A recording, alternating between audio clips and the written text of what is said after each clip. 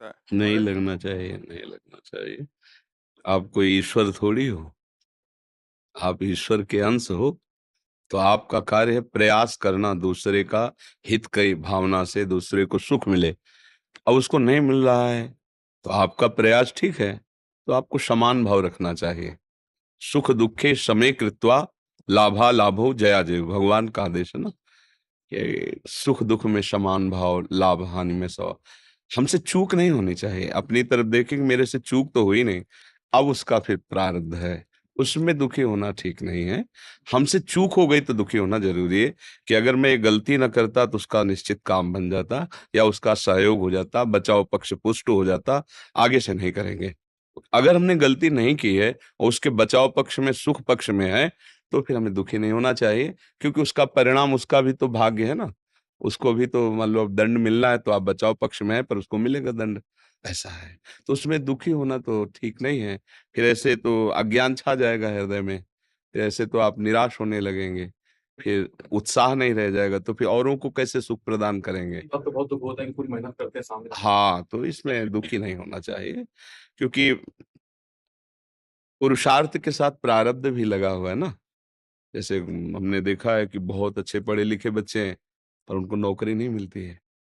Graduate हैं, उनके पास certificate है, वो सरकारी नौकरी के पाने के अधिकारी हैं। उनका प्रयास जोरदार का रहा, पर प्रारब्ध उससे जोरदार निकल गया और उसने नहीं सहयोग दिया, क्योंकि दोनों के सहयोग का देखा गया है।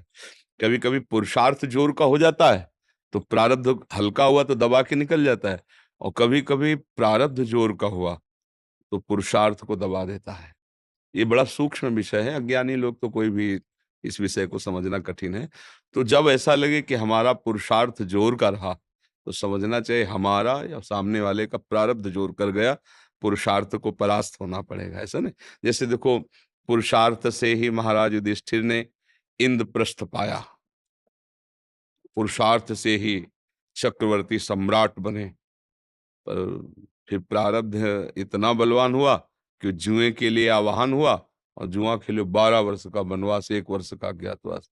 अब उनके पुरुषार्थ में तो कमी नहीं, गांडीव धनुर्धारी अर्जुन, अपार बलशाली भीम, साक्षात धर्म का अवतार युधिष्ठिर जी, अश्वनी कुमार के पुत्र नकुल सहदेव जी, ये तो पुरुषार्थ स्वरूप हैं, जो चाहे कर सकते हैं। और किया, अकेले गांडीव लेकर के पूरी पृथ्वी पर विजय प्राप्त की, तभी तो राजसूय यज्ञ किया। पर सब हुआ, तो प्रारब्ध ने पलटा मारा कि 12 वर्ष का वनवास, 1 वर्ष का अज्ञातवास। तो कभी कभी बड़े बड़े पुरुषार्थ करने वालों को भी पूर्व का प्रारब्ध परास्त कर देता है। तो उसमें फिर निराश नहीं होना चाहिए, हमें हर समय उत्साहित रहना चाहिए कि ठीक है, रात्रि आई है, गुजारा कर लेते हैं, पर दिन तो आएगा ही ना, ये विश्वास रखना चाहिए।